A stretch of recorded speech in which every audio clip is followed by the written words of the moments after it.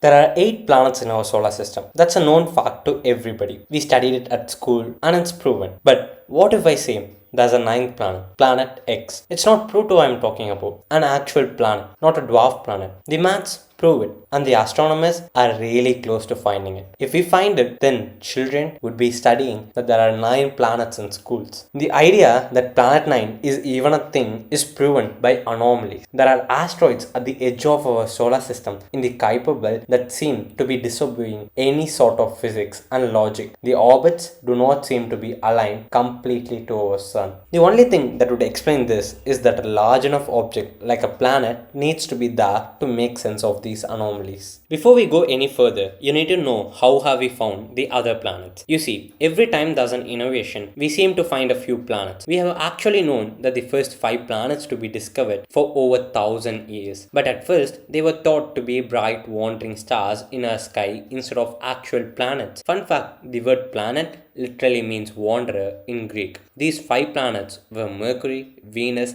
Mars, Jupiter, and Saturn. In 1781, William Herschel turned his telescope to the skies and found a faint star. You guessed it, he found a planet. Is it Neptune or Uranus? Well, it's George. Uranus was actually named George after King George III. But then, for the 60 years, we didn't find one. Some people thought that was it. The solar system consists of 7 planets. That's all the planets. But there was a looming problem. The problem came in shape of Neptune. You see, Uranus was not following its predicted course of orbit. It was off, way off. This couldn't have been a mathematical error from a calculation. No. So, a researcher suggested that what if there was a big enough planet beyond Uranus that could have affected it through its own gravity. The mathematician Urban Le calculated how big planet 8 needs to be to affect Uranus the way it did, and he also predicted where to point the telescope to find planet 8, and when they did, that was it. Neptune with its blue atmosphere, just a degree off from the calculated angle suggested by Urban Le and everybody now wanted to search for a planet. After a few decades, researchers once again analyzed the wobbling of planet Neptune, and researchers found that there was indeed a ninth planet, a tiny planet, a planet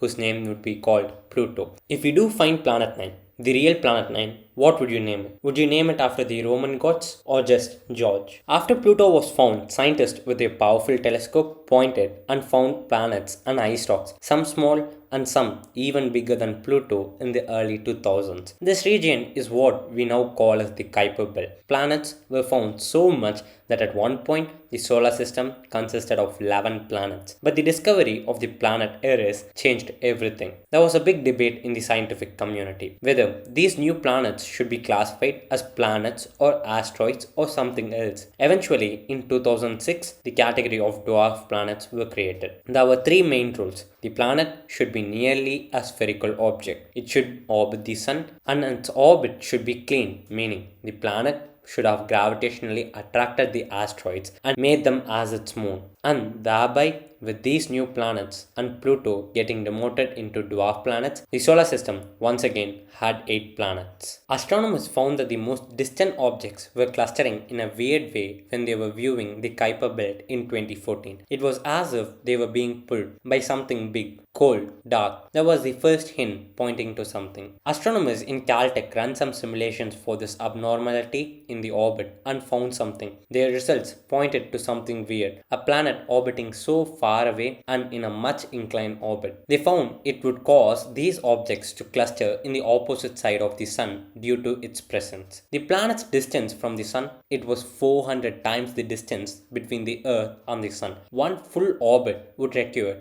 10 to 15,000 years for one orbit. The planet would be 6 times the size of Earth, making it a mini Neptune. That is the most common type of planet in the Milky Way when you search for exoplanets. If planet 9 was there, it could solve some of the abnormalities we've been seeing, such as this one, an asteroid that orbits way off than it should have. Okay, I know what you're thinking. If we know that planet 9 does exist and know its orbit to a degree, then why don't we just point a telescope at it and prove that in fact it is there? This was the same thing we did to Neptune as well. The problem is actually simple. We know the orbit to a very well known degree. We don't know the current position of planet 9 in its orbit. Since it takes nearly 15,000 years to complete one full orbit, it could realistically be anywhere in it. But there's another looming problem too. You can't see it. Well, it's so far away from the sun that the light reaching it is very faint and dim. It's nearly at a distance that it's not possible to watch it on the observatories and telescope here in Earth. There was a search for it in 2020, but the search only proved the objects supporting the existence of Planet 9, not Planet 9 itself. Back in the start and the title of the video, I said that we are on the brink of finding it, and I wasn't lying. With the recent powerful telescopes, our chances of finding Planet 9 has significantly increased. For example, the Vera Rubin Observatory built recently can image at high resolutions and at high speeds. The time frame to possibly find Planet 9 is possibly 2 to 3 years at max. Some people think this is just observational bias. These anomalies could just be a random distribution or caused by Neptune moving a bit outward a few billion years ago. That could be the case. It has a chance too, but some people suggest that it's a primordial black hole. It has the same mass as expected, with the event horizon spanning just a few centimeters across. Maybe, just maybe, that explains why we are not able to see the Planet 9. It would be truly absurd and kind of so monumentally groundbreaking if the solar system has a binary companion, and that too a black hole.